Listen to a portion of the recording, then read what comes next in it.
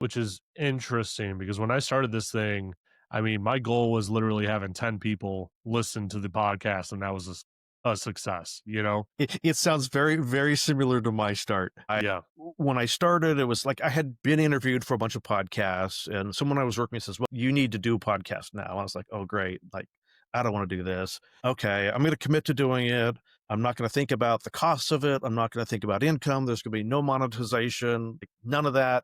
And I'm going to commit to doing 52 episodes. And if I make 52 episodes, then I'll decide what I'm going to do." And here I am, 300 episodes in at this point, and there's so many neat people to talk to. And yeah, sometimes it gets a little repetitious, but I've just talked to so many incredible people. They're so passionate about helping the community that are interested in, if I could just keep one person from being scammed, that it's worth it. That excitement just works through, all those days when you're like, I don't know if I really want to do this. Knowing that someone is going to be positively impacted by the content is okay. That's worth it. That's going to make it worth it doing. Yeah. Yeah. No, I have that same mentality. I like to know what I'm doing is providing value to some extent, because if I'm not, then like, why am I doing it?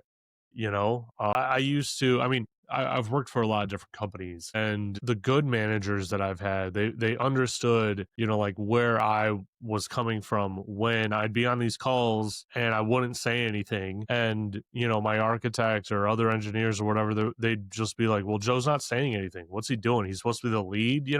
And my manager would just say, yeah, he doesn't want to just fill the air with, useless information or repeating something that the architect already said. Like, that's not value to Joe.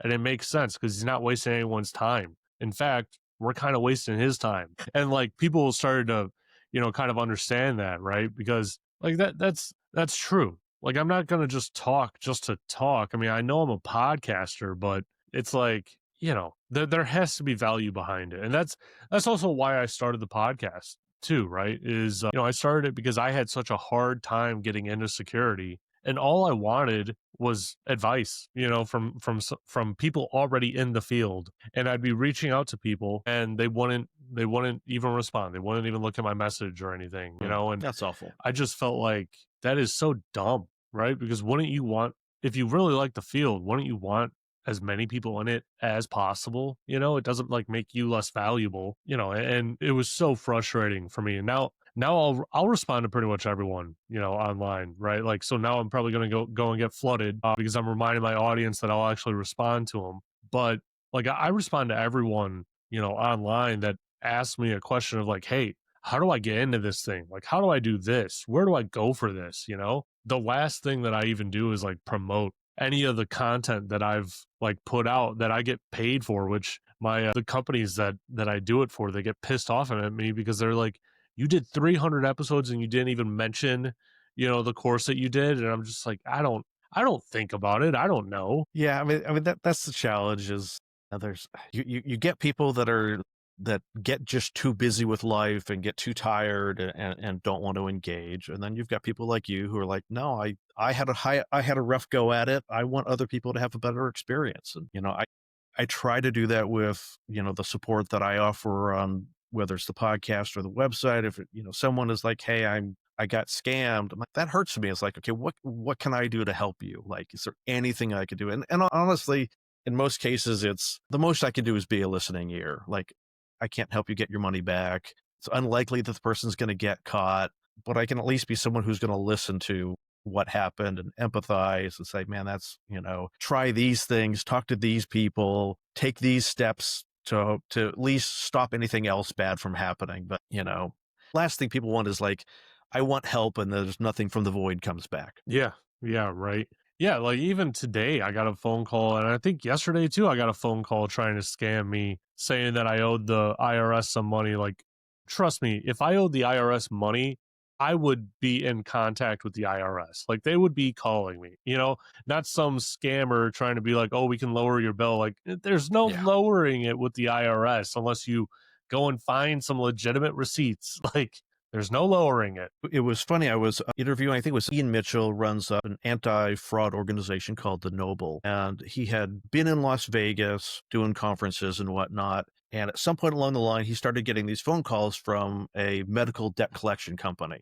saying, "Hey, you haven't paid for your ambulance ride."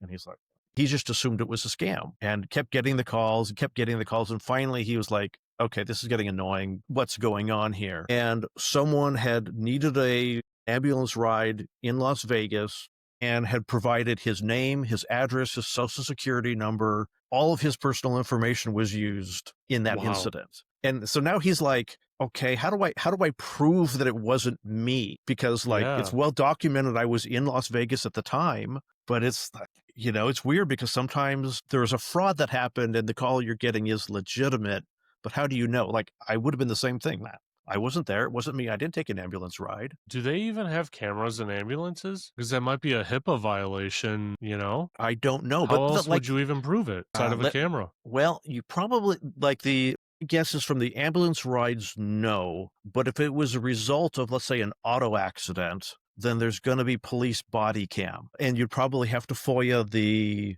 police department for the incident and all that stuff. And they might have had a real driver license and they might have had real information for the person that was taken to the hospital, who then just used this other guy's information on a form. But like someone had to think about it in advance, like had planned on using fake information. Yeah.